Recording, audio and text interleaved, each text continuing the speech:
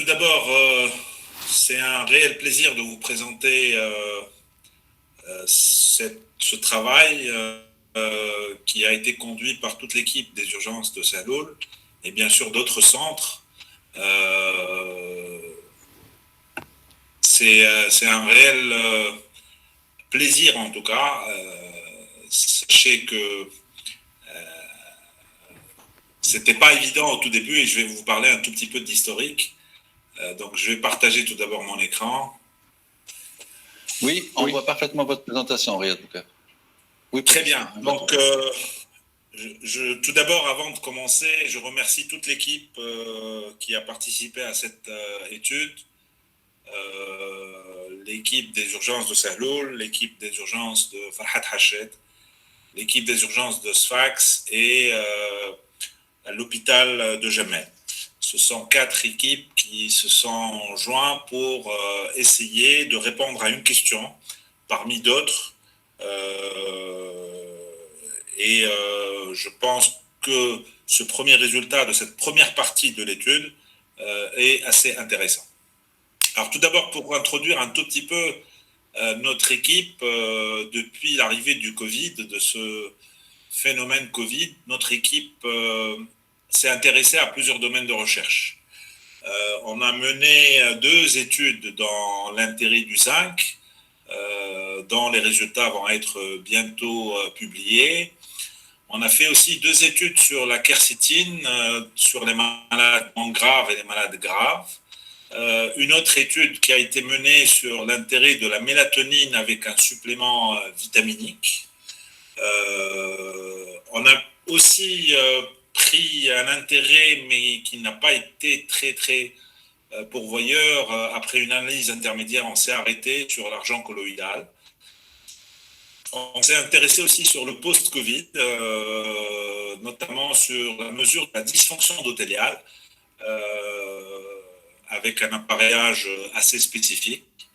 Dans le post-Covid aussi, on s'est intéressé sur le stress post-traumatique et le suivi de l'anxiété, avec un suivi à 6 mois et à 1 an. On va y aller jusqu'à 1 an pour suivre les patients. Qu'est-ce qu'ils deviennent après cette maudite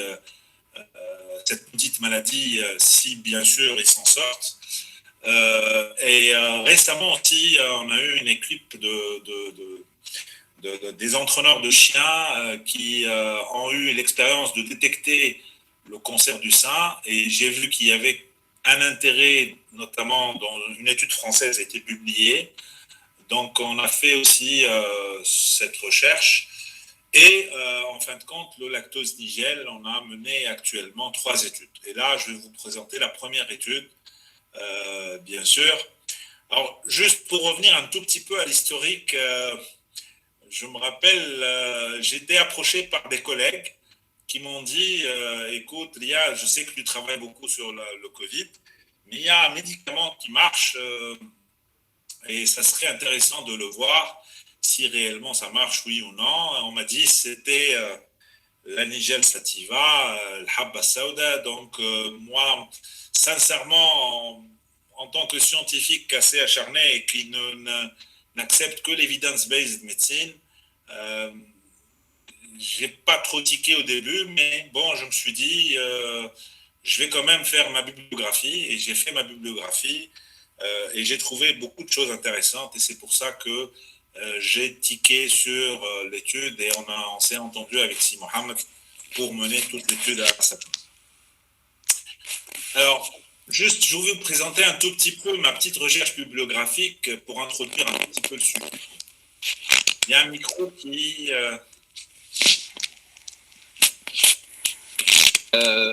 il faut fermer les micros, s'il vous plaît.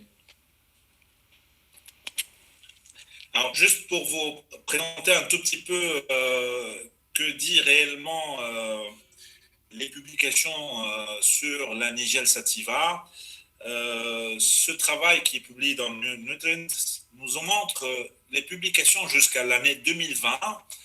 Vous voyez que c'est depuis l'année 2000, c'est en nette progression pour atteindre un pic en 2019 à plus de 250 publications durant l'année 2019, Donc vous voyez que l'intérêt de plusieurs chercheurs s'est porté dans la Nigel Sativa. Les pays qui ont participé à ces publications, on voit très bien que l'Iran, l'Égypte, l'Inde, l'Arabie Saoudite, mais il y a aussi la Chine et l'Allemagne qui ont fait quelques publications. Les types de publications, principalement, c'est des articles, ou bien des case reports ou des choses surveillées, ou bien des éditoriaux. Sur quoi ça a été porté? Principalement sur la pharmacologie, la toxicologie et les propriétés pharmaceutiques, dans le contexte médical, l'agriculture, la biologie, la science biologique, molécules, la biochimie génétique aussi. Donc vous voyez que ça a intéressé plusieurs domaines. Dans les pathologies médicales, les plus fréquentes étaient l'intérêt que porte la Nigel Sativa en tant qu'anticancéreux, avec 17% des publications, suivi des publications sur son principe antioxydant de 13%. Ensuite, il y a les anti-diabétiques à 10% et ses propriétés anti-inflammatoires à 10% aussi. Ensuite vient à 8% les antibactériens. Donc vous voyez que la multitude de la Nigel Sativa est quand même assez élargie en termes de recherche, et je pense que c'est ce qui la rend un peu plus intéressante. Alors si on voit les composants de la Nigel Sativa, il y en a plusieurs, principalement les quinones, telles qu'à leur tête la thymiquinone. Il y a aussi les phénols avec la nigélidine principalement, et des traces éléments où on trouve aussi la alpha-éridine. Moi, je pense que ces trois principaux composants, dans plusieurs publications, on parle, et ça, c'est la structure chimique des principaux composants de la Nigel Sativa. Et moi, j'ai retenu les trois qui se répètent réellement dans les différentes publications, la thymiquinone, la nigélidine et l'alpha-éridine, et je vais vous montrer pourquoi après. Alors, quand on voit dans ce travail qui est une revue de la littérature et les différentes publications, comment étant réalisées, la Nigel Sativa, grâce à la TQ, vous allez trouver toujours cette abréviation, la TQ, c'est la thymiquinone. Elle a 4 propriétés importantes. Elle diminue le stress oxydatif, elle diminue les marqueurs de l'inflammation, elle module la réponse immunitaire et elle diminue l'apoptose. C'est ce qui lui donne des vertus cardioprotectrices, hépatoprotectrices, néphroprotectrices, anti-arthrite, anti-cancer, bonne régénération, la régénération osseuse, protection cutanée, antidiabétique, anti-obésité, pulmonary protection, et c'est ce qu'on va, moi je vais me focaliser sur les publications pulmonaires principalement, antimicrobien aussi, fertilité. Les diapos ne passent pas pour nous. Comment? Les diapos ne passent pas pour nous, Riyad. Ah. Ça te saute. Oui, le diaporama ne passe pas chez nous. Pourquoi? Parce que chez vous, ça passe, professeur. Ah oui? Non, vous savez pourquoi ça passe pas? Puisque je vous vois en image. Voilà, maintenant ça passe, c'est bon. Vous pouvez couper le micro, s'il vous plaît. Là, j'ai enlevé le diaporama, en fait.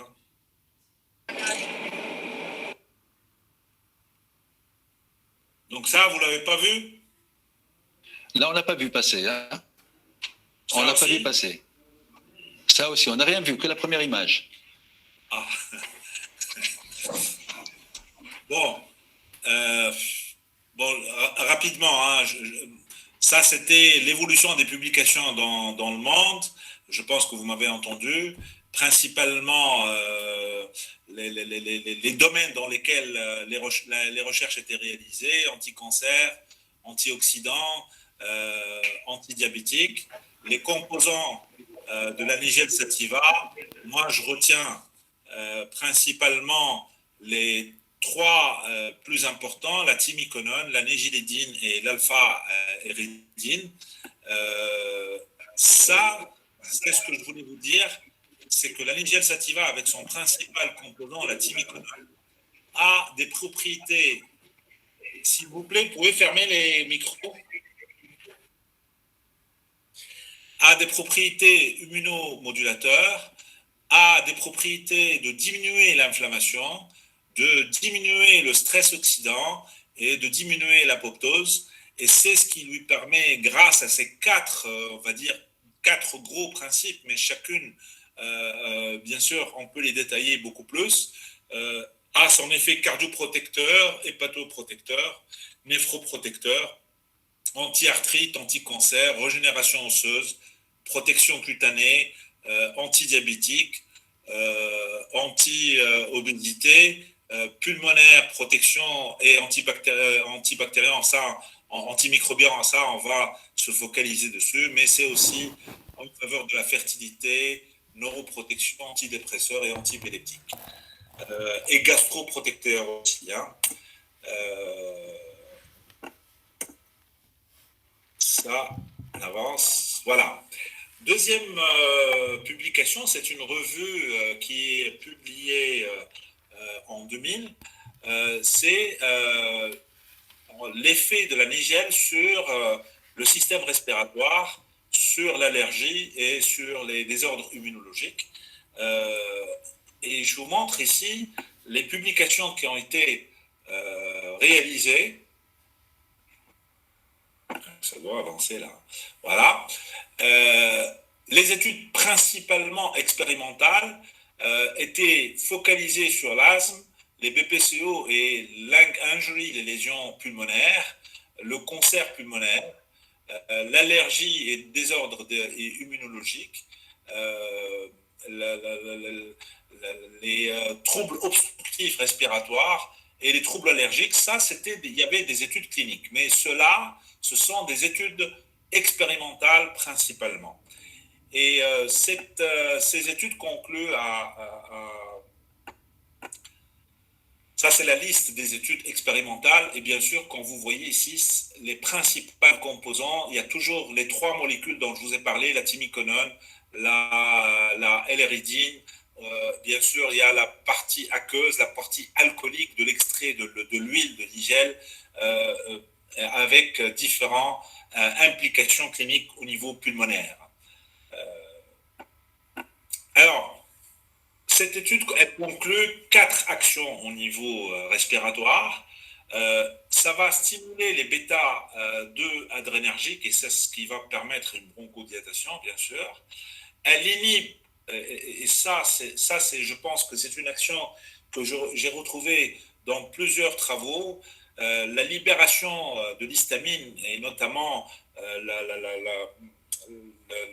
la cascade inflammatoire, je pense qu'elle est due principalement à ça, l'inhibition des récepteurs muscaréniques, et ça bloque aussi les canaux calciques qui va entraîner une contraction, ainsi que l'inhibition des muscaréniques. C'est la même chose. C'est ce qui va agir sur les muscles des cellules respiratoires, et c'est l'effet respiratoire, en tout cas contre les lésions pulmonaires. Un autre travail, c'est une revue pharmacologique sur les effets potentiels de la nigelle. Et là, on commence à parler d'un effet prometteur dans le traitement et la prévention du Covid. C'est des collègues qui ont publié ça en septembre 2020 c'est une équipe iranienne. Alors, là, la nigelle sativa, grâce, encore une fois, à ces trois principaux composants, la thymiconone, la négilétine et l'alpha-aridine, elle va améliorer la réponse immunitaire, donc c'est un immunomodulateur. Elle va améliorer l'autophagie, la destruction des cellules mortes ou l'autophagie activation, elle va minimiser les réactions inflammatoires et on sait très très bien les conséquences de l'inflammation dans le Covid. Elle va diminuer le stress oxydant et elle va agir même sur les comorbidités telles que les dysrégulations de diabète. Et on sait très bien que l'hyperglycémie est un facteur pronostic dans ces pathologies de Covid et sur l'hypertension et notamment sur les co-infections bactériennes. C'est ce qui va minimiser la sévérité du Covid. Ça, c'est encore un tout petit peu plus... c'est une lettre à un éditeur. C'est une lettre qui est faite par un collègue de l'Arabie Saoudite et qui résume l'action dans le Covid. C'est que la thymiquinone, que vous voyez ici, elle va bloquer les récepteurs ACE2 qui sont ils ont une affinité importante au SARS-CoV-2 pour l'endocytose du SARS-CoV-2 en intracytoplasmique. Elle va inhiber ce qu'on appelle la bombe de cytokine et la cascade inflammatoire qui est responsable de la dysfonction endothéliale. Elle va améliorer la défense antioxydante et on sait très bien dans le sepsis ou dans les sepsis-like ou dans les pathologies inflammatoires avec un drame de médiateurs inflammatoires et pro-inflammatoires vont entraîner les défaillances multiviscérales des différents organes nobles qui va donner la défaillance multiviscérale, l'état de choc et voire le décès. Donc ça c'est une lettre, mais je vais la confirmer cette affinité de la thymiquinone au récepteur. Est-ce que c'est la thymiquinone ou autre chose? Il y a eu un autre travail qui est publié dans le Journal of Drug Targeting. Cette équipe, qui est une équipe indienne, a identifié les sites qui sont à l'entrée des cellules, mais c'est cette équipe, elle dit que c'est la nigélédine qui va réellement, comme vous voyez ici avec un agrandissement cellulaire, c'est la nigélédine qui va bloquer réellement grâce bien sûr au récepteur ACO2 qui est connu, son affinité à SARS-CoV-2, et c'est la nigélédine qui va essayer de bloquer cette affinité entre le récepteur et le virus. Et là c'est une autre image qui montre sur les glycoprotéines spike qu'on reconnaît, et là c'est de binding site, et c'est la nigélédine qui va essayer de rompre cet attachement pour minimiser l'endocytose du virus cytoplasmique. Une autre équipe, cette fois-ci, un collègue algérien, identifier l'activité des ces récepteurs. Ce qu'on va appeler le coding, et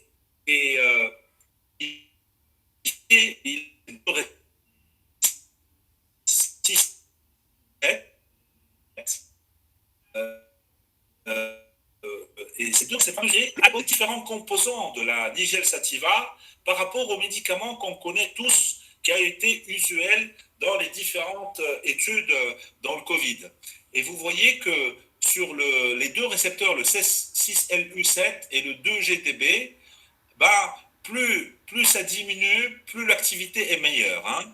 Donc vous voyez là, il a utilisé pour la chloroquine l'effet sur les deux récepteurs. L'hydroxychloroquine, elle est un peu moindre. L'azithromycine, c'est à peu près la même chose. L'arbidol, un peu mieux. Remdesivir et Favipavir, qui sont des antiviraux. Et là, il a vu les différents composants de la Nigel, et vous voyez que les différents composants ont tous un effet sur ces deux récepteurs, mais il dit que la nigélidine, elle a le meilleur profil. Mais vous voyez que s'ils sont associés ces différents médicaments sur ces deux récepteurs, eh ben, l'action, elle serait nettement meilleure par rapport aux autres médicaments, chacun seul. Et d'ailleurs, il fait la comparaison, par exemple, de la chloroquine par rapport à tous les composants de la nigelle. Donc, vous voyez que c'est vraiment, elle est juste un tout petit peu centrale. L'hydroxychloroquine, c'est aussi à peu près la même chose. Alors que la nigelle, elle a tout ça, elle a tout le cercle.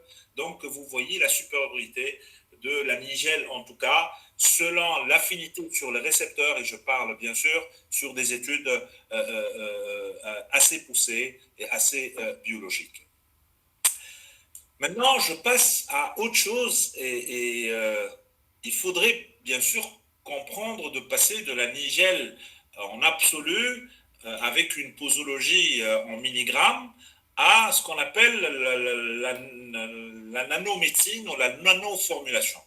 Et je vous montre ce travail qui est publié dans l'International Journal of Nanomedicine et vous voyez qu'on parle de la thymiconone et lorsqu'elle est en nanoformulation, eh ben, pour les lésions pulmonaires, ça serait très intéressant. Pourquoi ça serait intéressant? Parce que la nanomédecine, elle permet d'identifier les cibles sur lesquelles on voudrait agir. Et l'affinité à cette cible serait meilleure et elle va améliorer la bioavailabilité, ça veut dire la pénétration, elle serait meilleure dans les cellules. Et la thymiconone, par exemple, a un grand potentiel biologique lorsqu'elle est en nanoformulation, ça veut dire en nanoparticules. Et le fait de faire la nanoparticulation va permettre d'augmenter son activité. Et comme ça, la thymiconone en nanoformule pourrait pénétrer beaucoup plus facilement à travers les membranes biologiques et améliorer bien sûr l'effet de la thymiconone et l'activité biologique et thérapeutique potentielle de la thymiconone dans le poumon notamment est assez décrite et là il y a ces différentes références qui démontrent cette nanoformulation. Donc cette étude, on sait que la thymiconone, je vous ai montré les différents intérêts, l'immunostimulant, l'anti-apoptique, l'antiprolifératif, l'antioxydant et l'anti-inflammatoire. Eh bien, bien sûr, les différentes agressions du poumon vont permettre d'inhiber, d'augmenter la formation de fibrine, de diminuer, ça va agir au niveau des cellules épithéliales pour minimiser la mobilité au niveau des cellules épithéliales, ça va agir sur les neutrophiles, ça va agir sur les lymphocytes et ça va agir sur les macrophages. Toute agression confondue, et en particulier le Covid, va entraîner ces différentes lésions. Et ben, on pense que à travers ce travail, que la thymiconone qui provient de la Nigel sativa, lorsqu'elle serait en nanoformulation, donc thymiconone nanoparticules, elle va permettre d'augmenter encore plus l'immunité, l'anti-cancer, l'antidiabétique par rapport aux produits bruts. C'est ce qui rapporte cette très très belle étude et je pense que ça tient un peu la route. Donc, je termine par ces trois petites plaques. Ça, c'est encore une fois le rôle de la thymiconone par le relargage. Ça va bloquer l'histamine en inhibant l'effet des cellules mastocytaires et c'est ce qui va nous donner les différents effets que je vous ai tout à l'heure en parlé. Ça, c'est une étude qui montre réellement qu'il va bloquer au niveau de la CO2, mais aussi, elle va inhiber la transcription et la multiplication du virus en intracellulaire en agissant sur les ribosomes. Dernière étude, c'est pour vous montrer, c'est des études cliniques. Ça, c'est encore une fois le mode d'action. Je ne vais pas trop m'attarder, mais en tout cas, ça, comme vous voyez ici, ça inhibe la pénétration en intracellulaire, mais ça permet aussi la diminution de la réplication virale en intracytoplasmique. Bien sûr, l'effet au niveau du poumon aussi, c'est à peu près la même chose, mais encore avec des différentes actions enzymatiques qui va permettre les différentes actions telles que la prolifération cellulaire, la survie des cellules, la migration cellulaire et de minimiser l'inflammation. Ça, c'est encore une étude qui a montré que l'association de la nigelle avec le zinc va encore améliorer cette diminution de la pénétration, hein, la diminution de la pénétration en endocellulaire, parce que le zinc, avec la nigelle, bien sûr, à travers son récepteur ACO2, le zinc va permettre d'inhiber la transcription. Donc, il pense que la nigellémine, le zinc et la thymiquinone pourraient avoir un effet synergique pour arrêter cette réplication virale et cette multiplication virale. Je termine par deux études, deux méta-analyses cliniques. Ça, c'est une méta-analyse sur 11 études randomisées contrôlées qui montrent l'effet de la nigelle, bien sûr, sur 710 patients. Vous voyez que le losange, là, il est en faveur de la nigelle et qui montre l'effet anti-inflammatoire mesuré par le TNF-alpha est en faveur du groupe nigelle par rapport au groupe contrôle. Et deuxième effet aussi, c'est l'effet antioxydant mesuré par l'MDA. C'est aussi, vous voyez que c'est du côté de la nigelle, cette méta-analyse montre que ces deux effets cliniques en termes d'antioxydants et en termes d'anti-inflammatoires, clairement, la nigelle sur des preuves cliniques a déjà démontré cela. Voilà, je pense que j'ai fait une petite introduction un peu longue, mais je pense que c'était intéressant de dire pourquoi la nigelle, et notamment la nigelle en nanoparticules, pourrait être même meilleure. Et c'est pour ça que je vais vous présenter les principaux résultats qu'on va publier, Inch'Allah, dans la semaine ou les quelques jours en tout cas à venir. On a appelé cette première étude NIJCOV 1. C'est une étude randomisée, multicentrique, en double aveugle. Et c'est comme ça que j'ai convaincu M. Haddad Rotlo. Il n'y a que l'evidence-based medicine qui pourrait nous montrer si réellement la nigelle marche, oui ou non.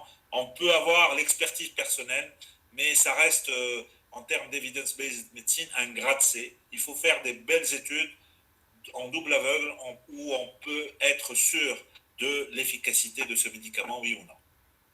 Alors l'objectif de notre étude, c'était, le premier objectif, c'était d'évaluer chez les malades en ambulatoire, qui vont être traités en ambulatoire, si l'endpoint primaire, c'était un endpoint composé, parce que on voulait augmenter bien sûr l'événement pour voir s'il y a un effet ou non. Ça nous permet de minimiser l'échantillon pour vous montrer l'effet bénéfique. Mais vous voyez que l'effet composé, c'est le décès ou la nécessité d'hospitalisation ou la nécessité de supplémentation d'oxygène, parce que vous savez tous que les malades qui ont besoin d'oxygène à domicile, ce sont aussi des malades qui se sont aggravés. Donc pour nous, un malade en ambulatoire, il ne doit pas avoir ni de décès, ni d'hospitalisation, ni de besoin. Hospitalisation, bien sûr, pour Covid, hein, pas pour autre chose,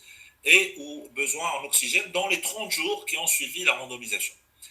Les endpoints secondaires, c'est les éléments 1 à 1, en fait, c'est le décès à 30 jours, c'est le nombre de patients nécessitant l'hospitalisation, c'est le nombre de patients nécessitant l'oxygène, et bien sûr pour voir s'il y a des événements indésirables au cours de l'utilisation de ce médicament.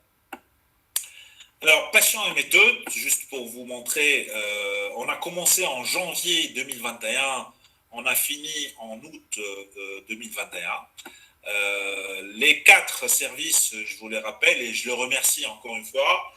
C'est vrai que Sahloul a eu l'inclusion de la plus grande partie des malades, mais je pense le fait de faire une étude randomisée en double aveugle en multicentrique, c'est toujours très intéressant, et je remercie encore une fois les différentes équipes des différents centres qui nous ont permis de faire ces 3 études, ces 2 études principalement, parce qu'il y aura ensuite pour les malades hospitalisés. Les critères d'inclusion, on a pris des malades à risque. Ça veut dire pas des jeunes, parce que l'événement ne serait pas assez important. Donc on a pris des malades de plus de 40 ans et qui ont un score clinique Covid plus de 5, peuvent signer le consentement et ils vont être traités en ambulatoire, et le patient doit suivre réellement et complètement le protocole. Autre facteur de risque qu'on a choisi, il faut qu'il ait 40 ans ou, par exemple, seulement 70 ans ou plus, ou 40 ans plus obésité, 40 ans plus diabète, 40 ans avec une tension incontrôlée, 40 ans avec une pathologie respiratoire, 40 ans avec une pathologie cardiaque connue, coronaire connue, une fièvre importante plus de 48 heures, une sensation de dyspnée, identification d'une dyspnée en fait, une bicytopénie ou pancytopénie, les patients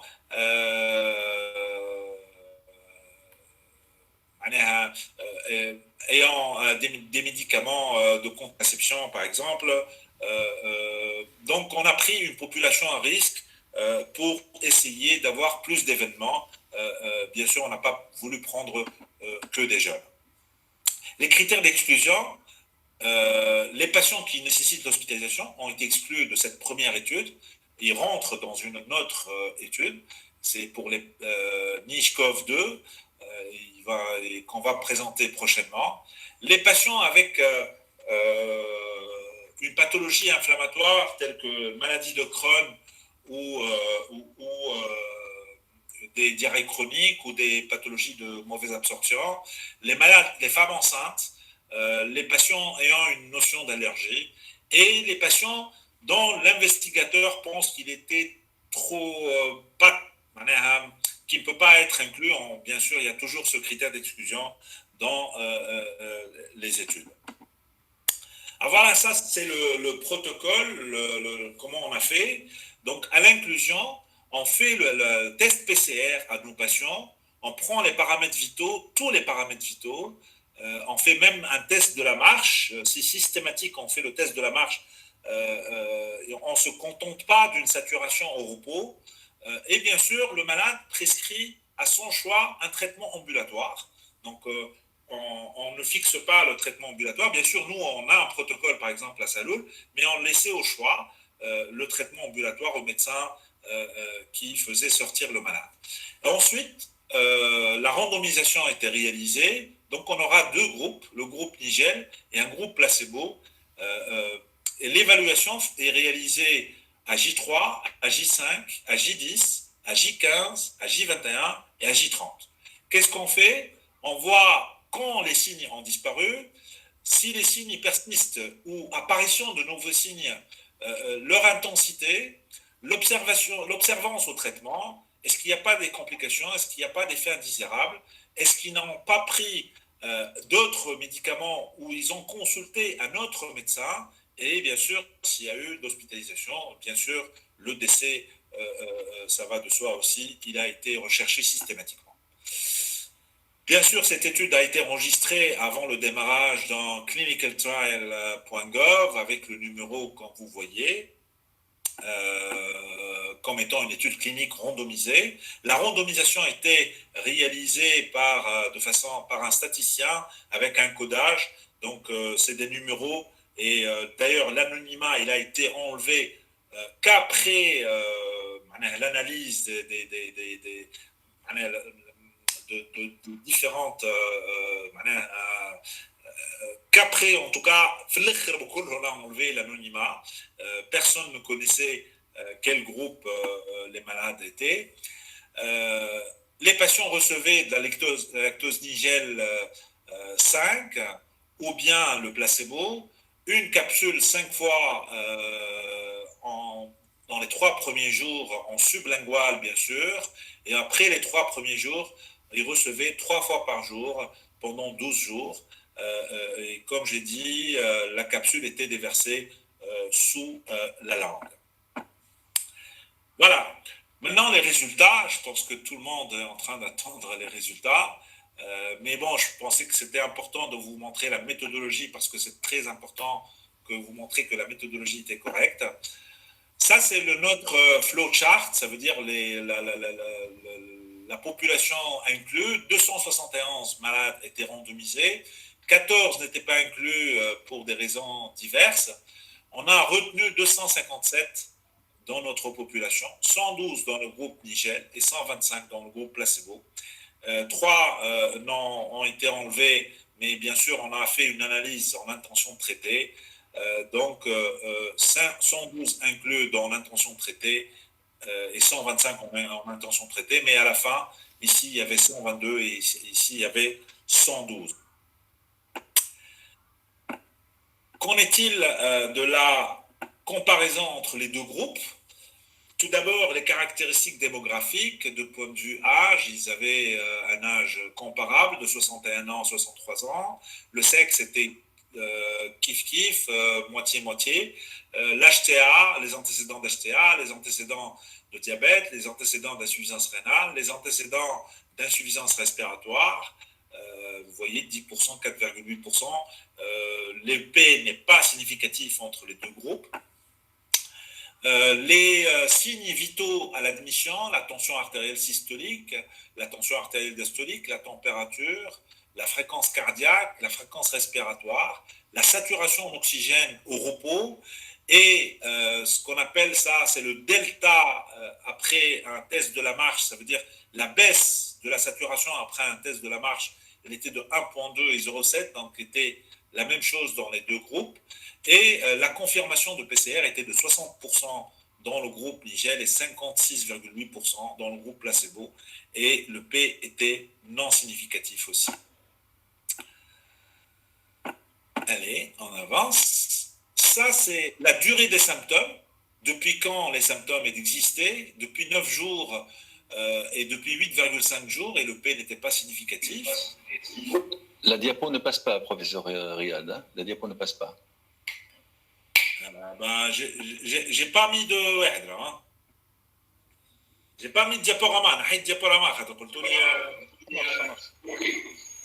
Là, c'est bon maintenant. Maintenant, nous sommes vital sign of inclusion. هوني. C'est bon, ça a changé là. Là, c'est bon. Là, c'est déjà passé tout à l'heure, ça. Non, ça c'est les signes cliniques. Oui, ça c'est les signes cliniques, tout à fait. Donc, ça vous avez vu, les caractéristiques démographiques? Ça, on l'a vu, oui. D'accord. Vital sign, vous l'avez vu, c'est comparable, en tout cas, entre les deux. Oui. Ensuite, ça, c'est la durée des symptômes. 9 jours, 8 jours. Il n'y a pas de différence. Ça, c'est les différents signes qui ont été présents chez les deux groupes. Sensation de dyspnée, fièvre, céphalée, asthénie, expectoration, anosmie, frisson, skin rash, diarrhée, odénophagie, tout. C'était comparable aussi entre les deux groupes. Les autres traitements qui ont été prescrits par nos chers collègues, il y avait la vitamine D, 75%, la vitamine C, 80%, 87%, le zinc, 83%, 86%, et l'azithromycine, 72%, 69%, et les deux groupes étaient parfaitement comparables. Qu'en est-il maintenant du principal résultat et l'évolution de nos patients? Ça, c'est la disparition des signes. Alors, à J3, ce qui est en jaune, c'est le nigel, et ce qui est en bleu, c'est le placebo. Vous voyez que dès J3, il y a une amélioration plus importante de 29,6% dans le groupe nigel. La différence reste statistiquement significative à J6, 58%, 25%, à J10, 82%, 49%, à J15, 92,9%, 64%, à J21, 97%, 83%, la différence disparaît à J30. Mais sinon, les différentes éléments de surveillance, la différence est statistiquement significative. Donc, la nigel améliore plus rapidement et fait disparaître plus rapidement les signes que le groupe placebo. Qu'en est-il de l'endpoint principal? Et je pense que c'est ça le plus important. L'endpoint composite, qui est à savoir le décès ou l'hospitalisation ou le besoin en oxygène, était présent chez 6 malades, qui vaut 5,4% dans le groupe nigel. Par contre, il était présent chez 25 malades, ce qui vaut 20%, et ceci est un P avec 0,001 et un odds ratio à 4,4. Donc, le fait de ne pas prendre la nigel augmente le risque de décès ou d'hospitalisation de 4,4 fois.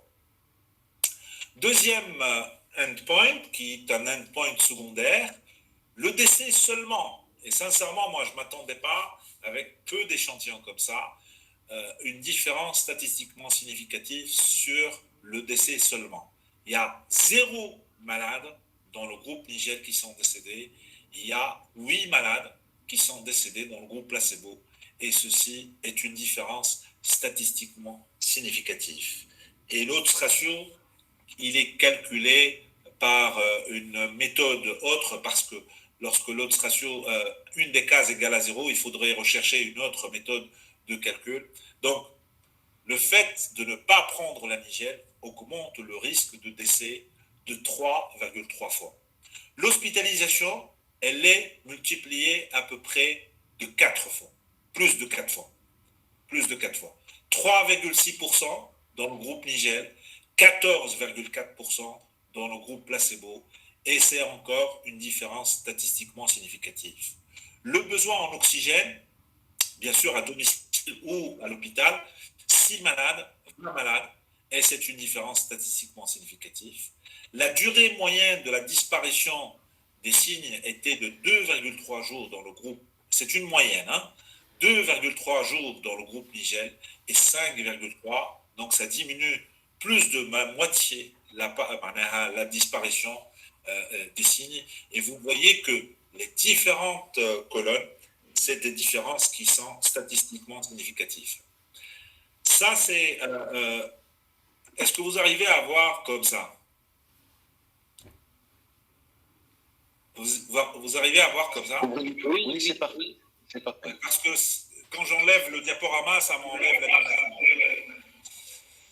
Ça, c'est ce qu'on appelle la courbe de survie, mais la courbe de survie avec le primary endpoint, qui est l'endpoint composé, c'est une façon de montrer que la différence apparaît très tôt, dès le troisième jour, et cette différence persiste jusqu'au 30e jour. J'ai fait un agrandissement de l'échelle pour vous montrer que la différence est claire dès le 3e jour et qu'elle apparaît et qu'elle persiste jusqu'au 30e jour pour devenir assez importante, et cette différence qui est quand même statistiquement significative. Est-ce que vous voyez la seconde plaque là? Pour le micro? Oui, c'est parfait, oui. Professeur. D'accord. On a fait une analyse de ce groupe parce que on s'est dit, nous on a pris tous les patients avec un score Covid supérieur à 5. mais il y avait des malades avec PCR positif, il y avait des malades avec PCR qui est revenu infructueux ou négatif. Et on a fait l'analyse des patients qui avaient PCR positif seulement. Il y avait 68 dans le groupe Nigel et 71 dans le groupe placebo. La différence, elle est encore statistiquement significative. Pour le primary endpoint, qui est un endpoint composé, il est de 7,4% versus 23,9%, et c'est un P significatif. C'est toujours l'autre ratio est égal à peu près à 4. Pour le décès, et bien sûr, vous avez compris que les décès sont tous dans le groupe avec PCR positif, 0 et 8, c'est le même chiffre que dans la population totale, et la différence est statistiquement encore significative. L'hospitalisation, la différence est encore statistiquement significative. Le besoin en oxygène, 7,7%, 19,7%, et la durée des symptômes, 0,4%. 2,1 plus ou moins 0,4 et 5,1 plus ou moins 1,4 et c'est une différence statistiquement significative. Donc vous voyez que même le groupe qui a une PCR positive, la différence est positive. Et je vais vous étonner encore plus parce que j'ai analysé les malades avec PCR négatif. Et vous voyez que la différence concernant en tout cas, l'endpoint principal est toujours significatif. Il y a un événement dans le groupe Nigel, par contre, il y a 8 événements dans le groupe placebo et le P est égal à 0,03 et ça, l'autre ratio est de 7,47 bien sûr parce que la population, elle est moindre que la grande population. Les décès, il n'y avait pas de décès ni dans le groupe Nigel ni dans le groupe placebo. L'hospitalisation, c'est encore une différence statistiquement significative. 1 malade, 8 malades.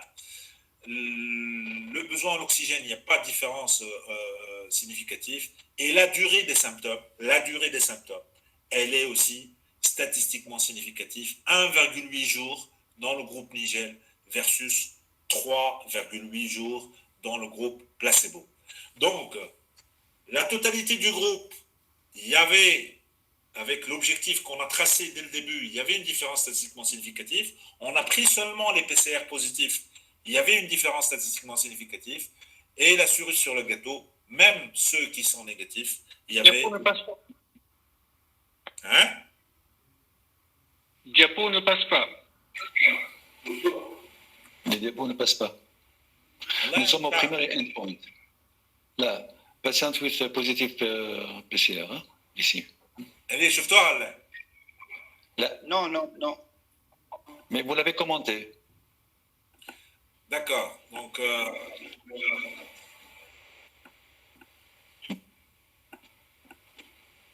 analyse de ce groupe. On a pris les patients avec PCR positif. Vous voyez là? Oui, D'accord. Avec PCR positif, c'est la même chose que toute la population. La différence était statistiquement significative. D'accord? Et on a pris les patients avec PCR négatif. Pour l'endpoint composé, l'endpoint primaire, la différence était statistiquement significative. 1 malade versus 8 malades. Les décès, bien sûr, tous les décès se sont arrivés dans le groupe PCR positif. L'hospitalisation, il y a une différence statistiquement significative. 1 versus 8 malades. Le besoin en oxygène, il n'y a pas de différence. Et la durée des symptômes, c'est aussi c'est divisé par 2, 1,8 jours versus 3,8 jours dans le groupe placebo. Alors, les adverses events, sincèrement, on n'a noté aucun signe, on va dire, remarquable ou des signes imputables aux médicaments. Par contre, on a essayé de chercher les nouveaux signes qui apparaissent après la sortie des urgences. Et voilà, ça c'est le nouveau signe qui apparaissent. Donc, au 3e jour, dans le groupe Nigel, 28,6% de la population, il y avait une apparition de nouveaux signes versus 39,2% dans le groupe placebo. Et la différence, bon, il y a une petite tendance, mais il n'y a pas de différence statistiquement significative. C'est 0,085. Par contre, au cinquième jour, il y a 7,1% de la population de Niger ayant des nouveaux signes versus 24% dans le groupe placebo. Et ça, c'est une différence statistiquement significative. On a pris tous les signes, on a tous les détails, hein, quels sont les signes et tout. Ça peut être anosmie, ça peut être diarrhée, ça peut être tout. Hein. Donc, c'est juste pour vous montrer l'apparition de nouveaux signes à chaque jour d'évaluation. Il y a une différence statistiquement significative, même au 10e jour, même au 15e jour, hein, bien que le nombre est nettement réduit, et même au 21e jour, et ça disparaît au 30e jour où les deux populations n'ont plus de nouveaux signes, et c'est clair bien sûr à 30 jours. Donc vous voyez que l'apparition de nouveaux signes, elle est réduite dans le groupe Niger. Dernière plaque, ça c'est le nombre de patients qui a consulté un autre médecin après les urgences. Et vous voyez que le groupe Niger, il y a 8,2% qui ont consulté un nouveau médecin. Et par contre, le groupe placebo, le plus que le quart, 27,5%, après l'arrivée aux urgences, ils ont vu un autre médecin. Et ça, comme vous voyez que la différence est statistiquement significative avec un P à 0,001. Donc, clairement, on peut conclure sur les résultats de cette étude que les patients traités en ambulatoire avec une suspicion de Covid-19, le lactose Nigel 5 est safe tout d'abord et il permet d'améliorer les signes, notamment dans l'endpoint composé, à savoir le décès, le besoin en hospitalisation ou la supplémentation en oxygène. Donc, je pense que ça doit rentrer dans notre culture de sauver plus de malades avec la Nigel 5. Et voilà, je vous remercie. Merci, professeur Boukef. Merci pour ce remarquable travail et colossal travail qui vous a pris, je vous le rappelle, 11 mois, pratiquement. Presque une année que vous êtes sur cette étude. La deuxième partie aussi de l'étude des hospitalisés aussi, elle est assez conséquente et peut-être même comporte plus de détails. Et bien sûr, la troisième étude aussi qui a été faite, que vous supervisez si bien, et que il y a eu 25 médecins libéraux qui l'ont réalisé, qui a conclu à ce que quelque chose de très intéressant que vous allez certainement nous communiquer dans un troisième point, surtout, c'est que ceux qui prennent la Nigel 5, il semblerait, selon cette étude, qu'il y a zéro contamination de l'entourage. Donc, avec tout ce travail remarquable, je laisse la parole à nos amis médecins. S'ils ont une question à poser, vous pouvez l'écrire, hein, cette question-là, et moi, je vous donnerai la parole. Hein. Donc, tout le monde félicite le professeur Boukef, hein, dans tous les sens. Hein. C'est vraiment un travail extraordinaire. Est-ce que quelqu'un a une question à poser? Il l'écrit, et je vous demanderai d'ouvrir le...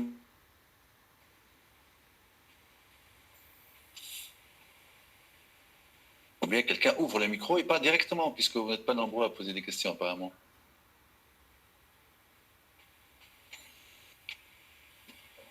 Alors, apparemment, professeur, il n'y a pas de questions à poser. Voilà, si. Allez-y. Donc, Marwan Garab, allez-y. Je coupe mon micro. Oui. Très belle étude. Donc, je suis Dr Garab, je suis urologue en France et président de l'association, ça s'appelle l'Association des médecins utilisant dans le monde. En fait, je suis donc bluffé par l'étude. Donc, c'est une très belle étude, randomisée en double aveugle dans des hôpitaux, un mélange de CHU et des hôpitaux périphériques. C'est une très bonne idée. En fait, j'ai deux questions. La première, c'est votre pool de travail, c'est le pool de patients, c'est-à-dire combien de patients dans chaque étude, dans chaque bras randomisé. Et la deuxième question, la prise de traitement médical, comment vous l'avez élaboré? C'est-à-dire c'est des granules de sucre de l'homéopathie que vous avez imbibé de Nigel, et à quelle concentration? Comment ça a été fait ce travail? Avec un pharmacologue, avec un pharmacien? Comment ça a été fait? Alors, pour vous répondre sur le nombre de patients inclus dans l'étude, comme vous avez vu, on a inclus 125 patients dans cette partie ambulatoire, mais dans la partie malades hospitalisés, on a inclus plus de 400 patients actuellement. Et c'est pour ça qu'on a commencé avec la partie ambulatoire parce que l'analyse était beaucoup plus rapide. Par contre, l'analyse, elle est en cours pour les malades hospitalisés. Inch'Allah, incessamment sous peu, on va vous présenter aussi dans un webinaire le résultat. Pour les particularités de la Nigel, je laisse si Mohamed la particularité de la fabrication de la Nigel, je laisse si Mohamed qui a plus d'expérience sur ça. Merci. Bien, alors pour la particularité de cette technique, parce que c'est pas le sujet, mais je suis dans l'obligation de vous répondre, que c'est un nouveau mode. Hein, donc si vous permettez, je vais partager mon écran, comme ça on va aller très vite. Hein. Voilà, partager. Voilà une fenêtre, l'intégralité de l'écran. Voilà, mon écran est partagé. Vous voyez mon écran partagé? Oui, là, non, oui. je ne vois rien. Là, je vois très bien. Nous avons ici un document que je vais passer très rapidement hein, en réponse au confrère qui nous a appelés de France, là, et puis il y a certainement d'autres questions. Hein. Donc, c'est quelque chose qui date depuis 1998, hein, ce concept. Hein. Donc, ce document-là que je peux vous remettre, d'ailleurs, hein, ce sera un article qui sera publié bientôt, c'est l'intérêt des nanoparticules de Nigel sativa en médecine. Voilà. Donc, bon, voilà, on s'est porté sur cette huile-là, et surtout son application et ses composants principaux en de multiples usages, surtout en cancérologie. Et là, c'est pas la peine de repasser ce qu'a fait le professeur mieux que moi, déjà. Hein. Donc, nous sommes rendus compte après que, avec des expériences cliniques avec la Nigel 5 sur des boîtes de pétri sur le carcinome A546, c'est que la dilution numéro 5 désagrégeait les cellules culture in vitro. Je répète, le 5CH désagrégeait les cellules carcinomateuses A546 in vitro. Cette expérience a été reproduite 4 fois sur 5 avec succès. Nous nous sommes nous sommes investis à essayer d'expliquer comment ça marche, dans tous les sens, avec des théories mathématiques, avec le phénomène de résonance, tout ce qu'on veut. Finalement, les nanoparticules arrivent pour expliquer quelque chose d'extraordinaire. C'est que pour fabriquer les nanoparticules, il y a deux méthodes. Hein. Il y a la méthode top-down ou bien bottom-up. Nous n'allons pas utiliser la bottom-up, c'est-à-dire qu'on va prendre les constitutions d'une molécule et le refaire synthétiquement. Non, nous sommes à produits de base et il y a des techniques de broyage, des ultrasons. Il y a pas mal de techniques dans l'industrie pour développer, si on veut, des nanoparticules et puis les maîtriser. Et puis finalement, il y a quelque chose d'extraordinaire. C'est que l'homéopathie permet d'avoir des nanoparticules. Il y a dans cet article-là, ici, au moins 20 publications scientifiques hein, qui sont dans mon article ici, que vous aurez bientôt, il n'y a pas de problème. Ces 20 publications qui sont là démontrent l'existence avec microscope électronique, avec les mesures de temps de relaxation, avec la spectrométrie aussi, et qu'il y a des présences de nanoparticules. Alors, du moment qu'on rentre dans nanoparticules, qu'on parle de particules en dessous des 100 nanomètres, nous savons, et puis il y a des publications aussi toujours ici, hein, je ne me suis pas préparé pour faire un diapo comme a fait le professeur Boukef, mais je synthétise. Hein, du moment que la membrane cellulaire, enfin tout ce qui est nanoparticules en dessous de 100 nanomètres, c'est prouvé, c'est connu, ça transperce la membrane cellulaire très rapidement. Donc on a un moyen de ciblage. La thymoquinone, elle a des inconvénients majeurs. Elle est hydrophobe, elle est très sensible au pH, très sensible à la température, et elle s'est dilue très difficilement. Donc l'usage de la thymoquinone pure était difficile. L'usage des nanoparticules industriellement fabriquées de la thymoquinone a donné des résultats très supérieurs par rapport à la thymoquinone seule, que ce soit en cancérologie, en virologie ou dans tout type de maladie qui a été abordé avec ça. Donc nous nous sommes retrouvés avec un procédé qui nous a permis d'avoir des nanoparticules sans le savoir pendant 2 années. Ce n'est qu'en 2003 que nous sommes aperçus qu'il y a des nanoparticules de ça, et nous avons étudié bien sûr la chose, et là on trouve la particule là, près dans les 90 nanomètres à peu près. Hein. Donc si une nanoparticule, elle paye moins de 100 nanomètres, allez, 100 nanomètres, elle peut passer à travers les récepteurs membranaires. C'est la 40 nanomètres, elle peut traverser pratiquement les synapses. Donc il y a la dimension de la nanoparticule. Comment se forment les nanoparticules? Plus vous allez diminuer la matière au fil des dilutions, plus la matière devient rare. Mais il reste ce qu'on appelle l'agglutination des nanoparticules. La dynamisation désagrège et harmonise pour se retrouver que à la 5e CH, ça veut dire à la 10 milliardième dilution, la naissance des nanoparticules commence, prouvé, ça c'est scientifiquement par des articles très sérieux, qu'à partir de 5, et c'est le 5 qui donne tous ces résultats-là, que ce soit dans les réplications virales, que ce soit dans les protecteurs, que ce soit dans les phénomènes anti-inflammatoires, tout ce qu'a rapporté Dr Boukef maintenant comme propriété, on les retrouve dans le nigel pur. Mais cliniquement, il est difficile de doser la nigel avec une cuillère vis-à-vis de quelqu'un. Ça dépend de sa provenance, on ne connaît pas sa composition. Et puis, toute seule, elle ne passe pas. L'acidité gastrique, déjà, va détruire une grande partie de la thymoquinone. Il reste qu'un tout petit peu au métabolisme hépatique. Donc, nous avons résolu le problème de cette manière. Et là, dans le nigel 5, maintenant, il y a quoi? Il y a des nanoparticules de nigel. Donc c'est vraiment, on ne va pas dire, c'est les acides gras, les chaînes lipidiques qui est entière, et elle est entourée avec une ceinture d'eau ou bien une ceinture du verre. Parce que quand vous allez dynamiser dans le verre, il y a l'oxyde de silicium, les silicates qui sont largués par la bouteille et qui vont envelopper donc des nanoparticules qui comportent des oxydes de silicium. On a un grand travail de Paluel en France pour le docteur Demanja aussi de l'hôpital de Haguenau, et il y a pas mal de publications dans ce sens. Donc nous sommes retrouvés à avoir une activité rapide. Pourquoi? Parce que dès qu'on met la nigel, la poudre sous la langue, la biodisponibilité est extraordinaire. Ça part tout de suite, ça rentre directement par les canaux sous-linguaux qui sont directement en liaison avec le foie, et ça vous le savez. Donc voilà, rapidité d'action.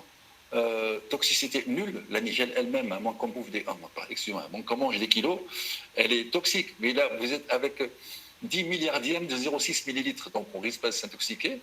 Et puis voilà, donc nous avons les mêmes propriétés de la nigel, une rapidité clinique, parce que vous savez bien qu'en le syndrome de la Covid, on ne peut pas se permettre d'attendre un mois, il faut agir vite, et c'est ce que nous a fait révéler le professeur Bouquet avec son étude. Là, au départ, c'était 40 médecins tunisiens qui ont commencé à le prescrire, avec des constats. Et là, quand on s'est adressé au professeur Boukaf et son service, et on a demandé est-ce qu'il y a moyen de quantifier ceci, ben, il nous a fait confiance, il a fait confiance à ces braves 40 ou 50 médecins tunisiens qui ont sauvé des vies humaines avec, et puis il a fait cette formidable étude, et une deuxième, et une troisième. Voilà. Est-ce que vous avez d'autres questions? Je voulais rajouter une précision, c'est Mohamed. Oui. C'est Mohamed. C'est Dr. Oui, oui, attendez, j'arrête. Ah, j'ai pas partagé. Non. J'ai pas partagé mon écran. Je te laisse le soin de partager tout en rajoutant sur l'importance de la voix, de la voix sublinguale. Et ben, la voix sublinguale, elle arrive directement dans le réseau cave-sup. Et dans le cave-sup, ça rentre directement dans le cœur. Et on évite le passage hépatique, au fait, et le passage gastrique. Et c'est ce qui rend beaucoup plus fragile les différents autres médicaments par leur destruction et tout ça. Donc, je pense que la voie sublinguale est très intéressante pour que ces nanoparticules arrivent directement dans les cellules endommagées par cette voie. Très bien, très bien. Merci de le rappeler. C'est parfait d'ailleurs cette précision. Voilà, je suis désolé, j'ai pas bien maîtrisé le partage de mon article, mais comme ça, vous le verrez. Donc l'usage des nanoparticules de Nigel Lasativa en médecine. Donc nous avons commencé en 1998. Là, vous voyez mon écran, n'est-ce pas? Oui. Très bien. Voilà. Donc ça, c'est c'est un article qui est documenté avec toutes les sources qui sont en bas. L'idée de départ, comment elle a commencé.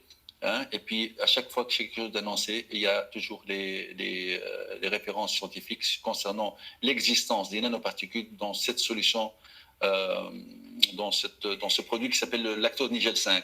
Sachant que notre dilution homéopathique, on ne la fait pas comme même la chose, ça fait 22 ans qu'on travaille là-dessus. On l'a fait dans des flacons où on a fait un vide poussé. Le vide poussé agit sur la tension de surface du liquide et lorsqu'il y a dynamisation, pourrait favoriser le désagrégement des nanoparticules pour obtenir des nanoparticules parfaits. Et puis ça a très bien marché, comme si c'est un hasard. Donc voilà, ça c'est les normes des nanoparticules. Et vous avez la thymoquinone nanoparticule, ça, le professeur Boukef l'a parlé. La fabrication de nanoparticules en industrie pharmaceutique et recherche, bon, c'est bien, c'est super, c'est compliqué, c'est précis, mais on peut faire plus simple. La dilution homéopathique, voilà. Et là, voilà, donc le transfert de liquide d'alcool sur de la lactose, voilà, de source, voilà. Là, voilà, très bien. Sur la lactose. Et quand on met l'alcool qui a permis la dilution homéopathique, du lanigel 5CH sous vide, cette solution-là, c'est pas ce que prend le patient. Le patient prend de la lactose. Alors, on va sur un flux, comment on appelle ça, sur une pulvérisation à flux laminaire, hein, on dépose l'alcool sur cette lactose. Et là, voilà, je fais ça pour revenir vers vous après. Donc, tout ça, ce sont les sources qui sont là. Vous aurez cet article-là bientôt. Maintenant, je dois arrêter ce partage. Voilà. Oui, je sais que vous voyez que mon bureau est surpeuplé, c'est normal. Comme tout chercheur qui n'a pas encore trouvé. Voilà. Et comment on arrête le partage? Arrêtez la présentation. Et voilà. Bingo, je reviens vers vous. Donc, quand on met cet alcool à 97 degrés sur de la lactose, il sèche. Donc, il n'y a plus d'alcool. L'information a été transmise à la lactose. Et c'est la lactose qui va jouer le rôle de protecteur à ces nanoparticules. Et la poudre est tellement fine que lorsqu'on la met dans la bouche, elle part tout de suite, mieux que les granules homéopathiques classiques. Donc là, c'est d'homéodynamique, c'est pas de l'homéopathie. Et on a eu des résultats sur les carcinomes avec ça. Ça fait 22 ans qu'on travaille là-dessus. Et là, pour l'instant, nous sommes au sujet du professeur Boukef et de ce qu'il a fait comme travail. Si vous avez des questions encore dans ce sens, n'hésitez pas, allez-y. Soit vous écrivez et je vous donne la parole, soit vous ouvrez votre micro et vous parlez directement. Allez-y.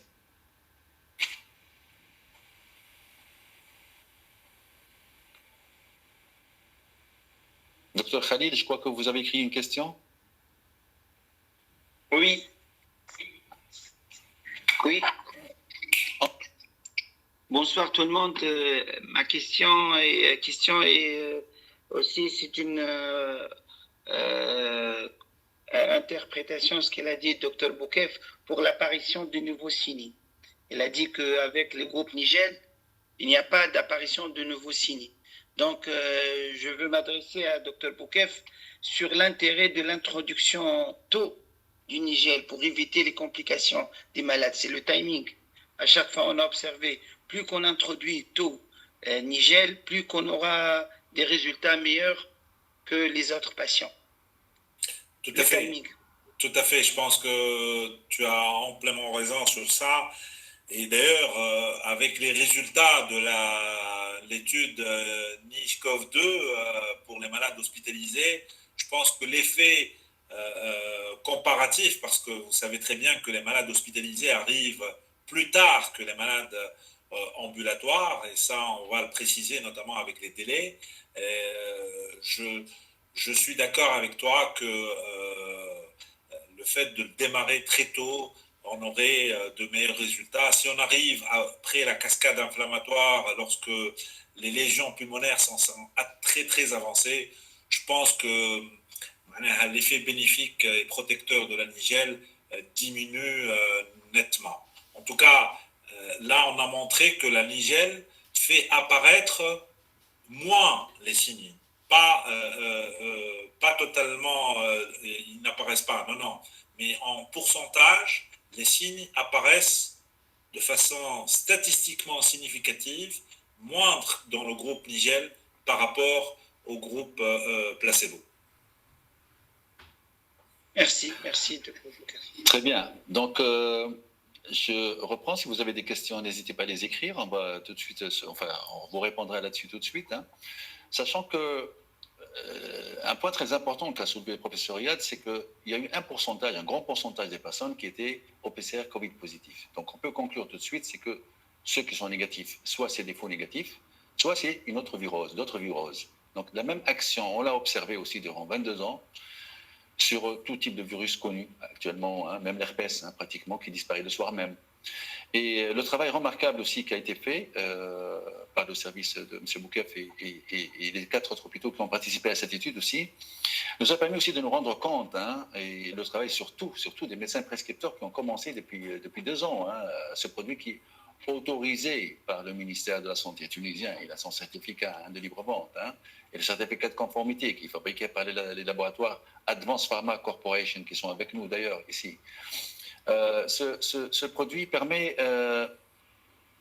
nous avons constaté que les personnes, à l'époque de la première vague, qui ont pris de la nigelle, n'ont pas rechuté, ni avec le Delta, ni avec l'Omicron. Donc, mes amis médecins qui sont ici avec nous maintenant, et ceux qui sont absents, il y en a une cinquantaine au moins, n'ont pas eu de retour de patients qui ont rechuté après. Alors, est-ce qu'il y a eu une immunité acquise? On ne sait pas.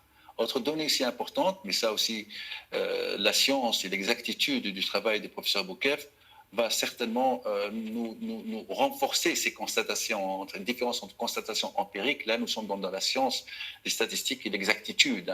Mais quand même, je vous le dis, non seulement la personne, quand elle prend Nigel, elle va mieux, non seulement que la personne ne retombe plus malade après, mais plus. Mais c'est ça. L'étude déjà prophylaxique, elle a conclu que quand on prend la Nigel, on ne contamine plus. Alors, qu'est-ce qui est arrivé à ce virus pour avoir cette passivation? Ça, c'est aussi une étude à part. Et je pense que si le professeur Boukef a aussi l'intention de continuer, il peut appeler les patients pour savoir s'ils ont rechuté ou pas, du moment qu'il y a 2 mois qu'ils ont pris la chose. Donc, nous avons un produit que nous avons découvert à 22 ans et qu'il y a eu plusieurs constats dans plusieurs domaines. Et qui maintenant se retrouve avec cette exactitude, cette précision ici, qui est au service de l'humanité, qui est facile à prendre, facile à absorber, à la portée de tout le monde, et qui va sauver des vies humaines. Notre rôle ici, c'est de sauver des vies humaines. Avez-vous d'autres questions? Ouvrez le micro et parlez, ou bien écrivez. Oui, c'est encore moi, docteur Haddad. Je veux m'adresser à docteur Boukef. Pour la continuité de la prescription du Nigel, on a remarqué quelque chose qui est très important pour l'Omicron. L'Omicron, c'est un virus qui ne donne pas des tableaux sévères comme les autres Delta ou Alpha. C'est presque un syndrome grippal, rhume ou des voies aériennes supérieures. Il décompense l'asthmatique, les BPCO. C'est pas vasculaire, c'est-à-dire c'est purement respiratoire. Mais j'ai remarqué quelque chose chez les vaccinés. Avec Nigel, on n'a pas observé la rapidité d'amélioration chez les vaccinés atteints par l'Omicron. Presque, on a observé l'Omicron, presque, je demande la question, vous êtes vaccinés 2 doses, 3 doses, presque tous 2e, 3e dose. Donc, diminution d'efficacité de la Nigel avec ces vaccinés, est-ce qu'il y a un problème immunologique qui a apparu? Et on a gardé l'amélioration de tout ce que vous avez présenté, la rapidité et l'efficacité avec les non-vaccinés, parce qu'il y a encore des non-vaccinés avec l'Omicron. Heureusement que l'Omicron ne donne pas des tableaux graves, mais j'ai remarqué quand même, il n'y a pas, c'est comme si le Niger, il n'agit pas avec les vaccinés. Donc, ça sera, est-ce qu'un problème avec le vaccin, le système immunitaire, est-ce que vous avez remarqué quelque chose entre eux, avec ce vaccin et l'Omicron? Merci. Sincèrement, c'est une question que vous posez, mais je ne peux pas répondre à cette question pour de simples raisons qu'il faudrait une évidence claire. Dans mon expérience personnelle... Oui, c'est un constat, docteur, c'est un constat, hein, c'est un constat. Je sais oui. Dans mon expérience personnelle, non, je n'ai pas vu ça. Je pense que avec l'Omicron, en tout cas chez les vaccinés, la symptomatologie est nettement moindre que par rapport aux non vaccinés, et ça permet de sauver des vies, c'est clair. Les malades qui rentrent chez nous avec des tableaux dramatiques et des tableaux graves qui nécessitent la ventilation mécanique, plus de 90%, je vais vous dire, ils sont non vaccinés. Donc, je ne peux pas dire que la Nigel ne marche pas chez les vaccinés. Non, je ne peux pas dire ça en tout cas. Je ne peux pas dire ça. Je n'ai pas vu ça dans mon expertise et je ne peux même pas y réfléchir. Micro. Très bien. Bon, la pertinence de ta remarque, docteur Amara, c'est vrai qu'elle est certainement pertinente. Bon, déjà, c'est nouveau. Hein, cet Omicron, il vient d'arriver. Donc, le temps d'acquérir plus d'acquisitions et plus de données, qui peut différer d'un pays à un autre. Hein. Ce n'est pas forcément que ce soit la même chose dans l'Afrique du Sud, en France ou ici. Ça doit demander plus de moyens. Mais votre constat clinique qui doit être réel, le Niger agit moins bien. Hein, peut-être que vous avez dit, n'agit pas, mais agit moins bien avec les gens vaccinés selon ton constat par rapport aux non-vaccinés. Il faudrait approfondir la chose, augmenter le nombre de personnes pour avoir des choses, des affirmations exactes. Donc c'est trop tôt pour se prononcer, apparemment, pour moi, en ce qui concerne le Niger, et l'Omicron, et la vaccination et tout ça. Est-ce que vous avez encore des questions en ce qui concerne l'exposé du professeur Riyad qui vient de faire maintenant? Nous avons avec nous ici des gens du Maroc, nous avons avec nous ici des gens du Brésil, nous avons avec nous ici des gens de Suisse, de France, d'Italie. Il y a même une personne de l'ambassade de la Russie aussi, qui est un chargé de la santé aussi, qui est présent. Et si vous avez des questions, ne pas hésiter, hein, c'est le moment. Hein. Le professeur Boukef, ce n'est pas quelqu'un de très disponible, alors s'il est là, profitez-en. Hein. Je vais reposer une deuxième question. Si on prend quelqu'un d'asymptomatique, il n'a jamais eu de Covid, pas vacciné, est-ce que ça va diminuer les risques qu'il attrape le Covid ou au moins les formes graves? On peut parler d'une large échelle, quoi. Puisqu'il y a un effet immunomodulateur, il y a un effet antioxydant, ça évite la pénétration du virus dans les cellules. Est-ce que ça prévient avant la guérison? C'est-à-dire que ça prévient, ça renforce l'immunité au point que ça évite qu'on attrape le Covid. Je ne peux pas répondre. Enfin, je peux répondre à cette question, mais je ne veux pas anticiper la présentation du professeur Boukef de la troisième étude qu'il est encore en train d'analyser, et ça serait un tort de ma part de me prononcer. Mais si je dis grosso modo, il semblerait que les personnes qui prennent une gélule de Niger par jour ont beaucoup moins de chances de tomber malade, et s'ils tombent malades, ils ne contaminent pas les autres, il n'y a pas eu de forme grave, et c'est un échantillonnage qui a dépassé les 740 patients. D'accord? Donc ça, c'est l'étude qui a été faite à part. Maintenant, les résultats, je ne préfère pas trop m'avancer. C'est lui qui a toute l'étude et c'est lui qui le fera en temps voulu. Donc il y a un phénomène de protection, surtout de l'entourage. C'est très important, ça. Une gélule c'est-à-dire la petite lactose avec le Niger, il n'y a pas avec la dilution à 5TH, c'est pas? On a un seul produit qui s'appelle lactose Nigel 5. On ne parle que de celui-là. On ne parle pas d'autre chose. Donc, une gélule par jour a servi à 350 patients sur les 740 à être protégés, et s'ils sont malades, ce n'est pas grave du tout, pas besoin d'oxygène et ainsi de suite, et surtout pas de contamination de l'entourage. Donc j'insiste. C'est quelque chose d'extraordinaire, et les études doivent être un peu plus poussées pour comprendre qu'est-ce qui a fait cette passivation virale. Donc, je ne veux pas encore plus parler de cette étude-là. Vous avez le droit à la réponse, je vous l'ai donnée, mais c'est au professeur Boukef de donner tous les détails et de confirmer ou d'infirmer ce que je viens de dire. Oui, je voulais juste répondre à Sonia Aouni. Est-ce que vous avez étudié la perte de la masse musculaire entre les deux groupes? Non, sincèrement, non. On s'est focalisé sur beaucoup plus des choses vitales, sincèrement.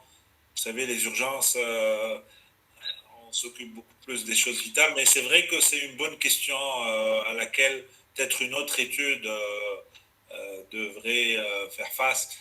Mais d'ailleurs, moi, j'ai encore d'autres belles idées, et Inch'Allah, avec Si Mohamed, on va essayer de les faire dans d'autres domaines. Et pourquoi pas, parce que je pense qu'il faudrait bien éplucher ces effets, notamment dans les pathologies assez graves qui font tuer, qui sont greffées d'une lourde morbimortalité. Je pense que c'est sur ça qu'on devrait réellement se pencher.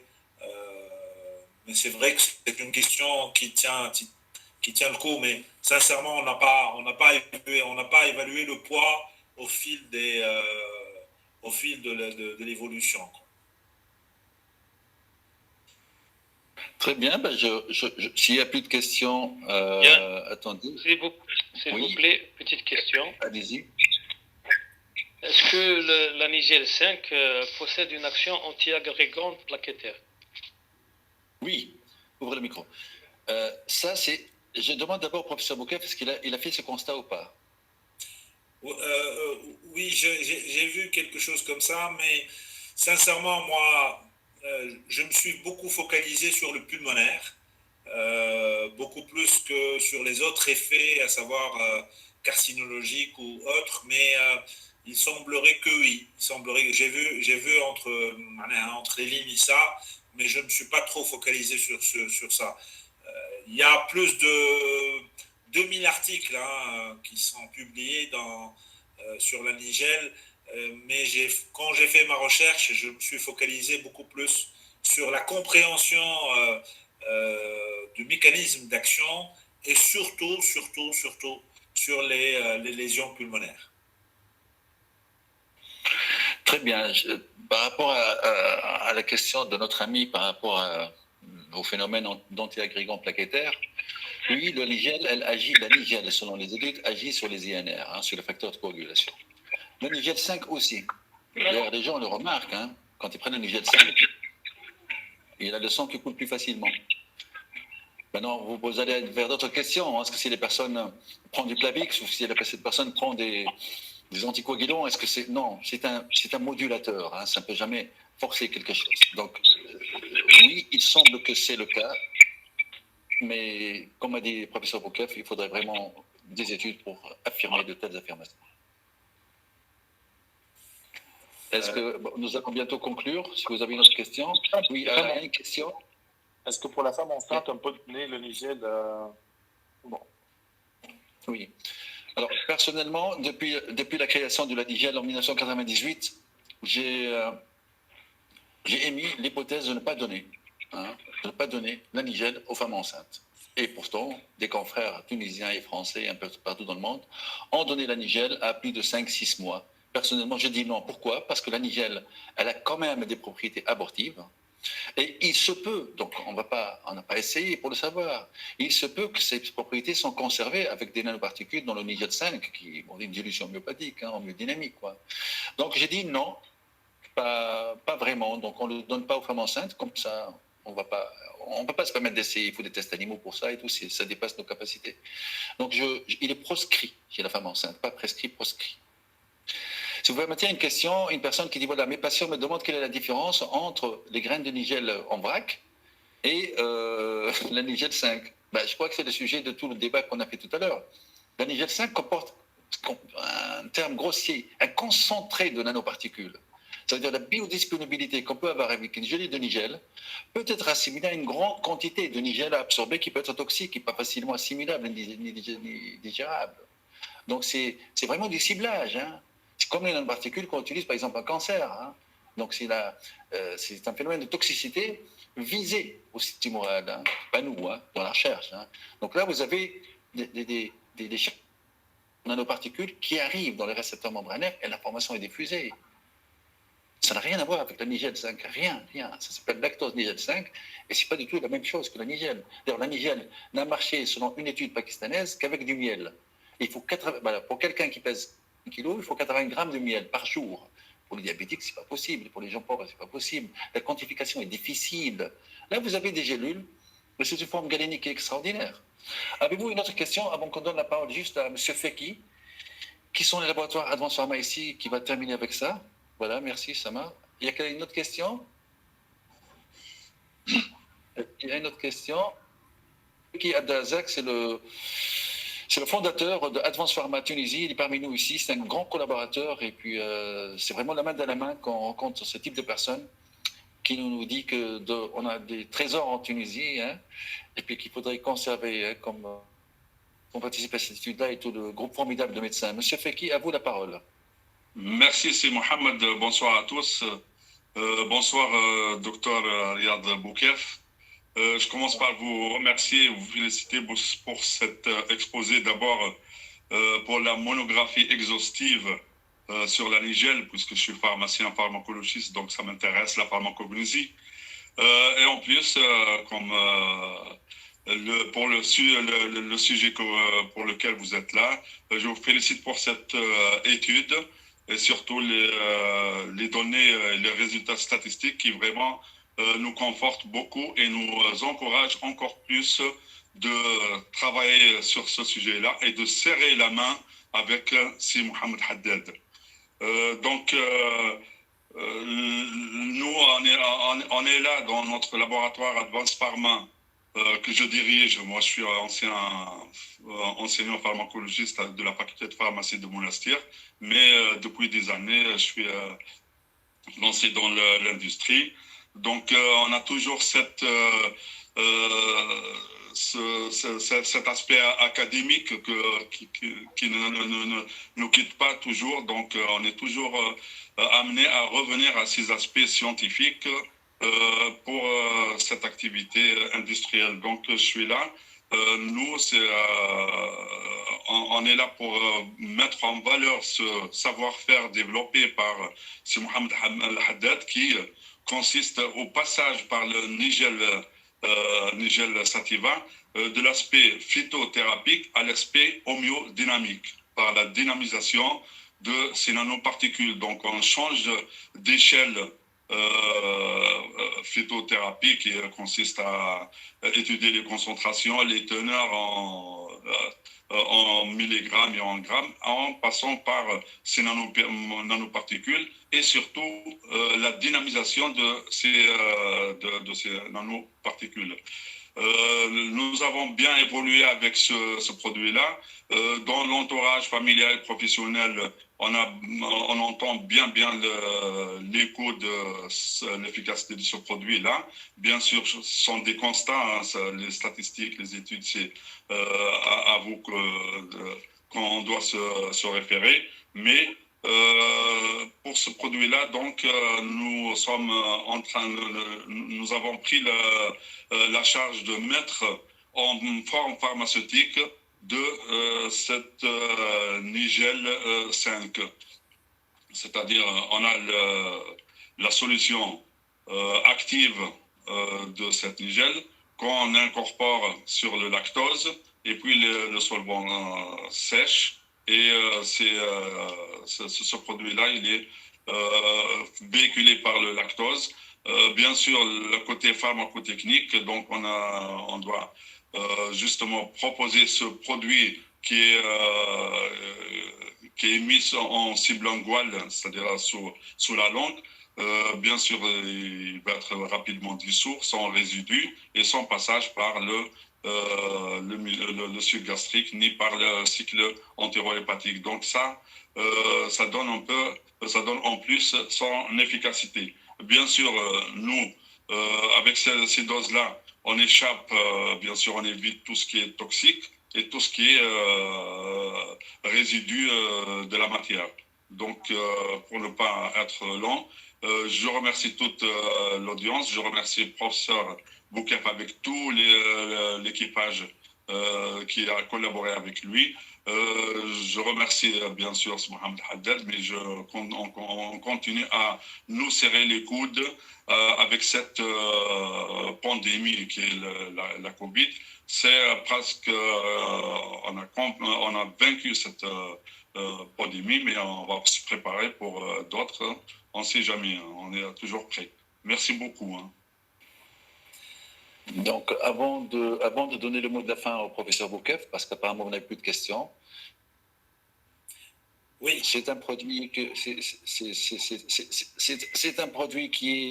est une forme de médecine moderne, malgré que l'homéopathie est née depuis il y a 250 ans. C'est pas de l'homéopathie, c'est de l'homéodynamique. Et lorsqu'on parle de nanoparticules et de particules, ça ne relève plus de la physique classique, la physique quantique. Parce qu'une particule peut passer par deux endroits en même temps, par exemple, les formes de Young. Là, dans l'article qu'on prépare maintenant, hein, et qui sera corrigé par le professeur Boukef, d'ailleurs, de toute façon, hein, c'est un fait, on comprend que l'intérêt, il va très très loin. Et en choisissant la dilution, on a la taille de la nanoparticule qui diffère. Donc, on peut s'adresser à un endroit particulier d'un poumon plutôt qu'un autre selon la pathologie pulmonaire. Donc, c'est une science qui se développe. Elle est tunisienne. Ce produit, il est là, ici, pour les Tunisiens ici. Et je remercie beaucoup les 60 médecins que j'ai formés ici, ou 50 en Tunisie, et qui l'ont prescrit, et qui ont zéro décès, et qui ont zéro complication dans leurs patients. Et je dis bien zéro, hein, mais bon, maintenant, l'étude confirme beaucoup de choses extraordinaires.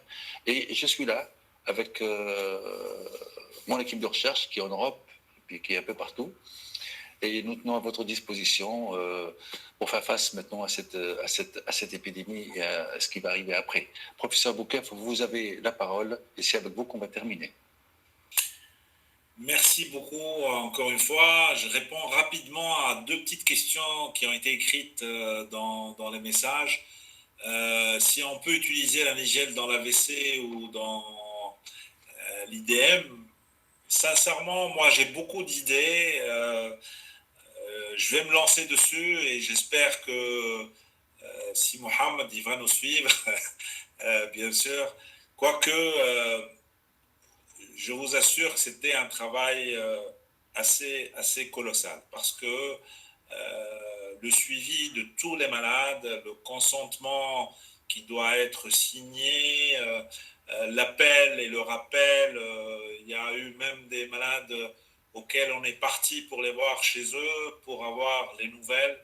Et pour ça, il y a une équipe formidable derrière. Il y a une équipe formidable que je ne remercie, que je n'arrêterai pas de remercier. Je remercie tous mes jeunes résidents, mes jeunes internes, toute l'équipe universitaire, les médecins qui travaillent aux urgences et bien sûr sans oublier notre attachée de recherche Imen, auquel ces derniers jours elle était en train de travailler matin, après-midi et soir pour vous préparer ces résultats.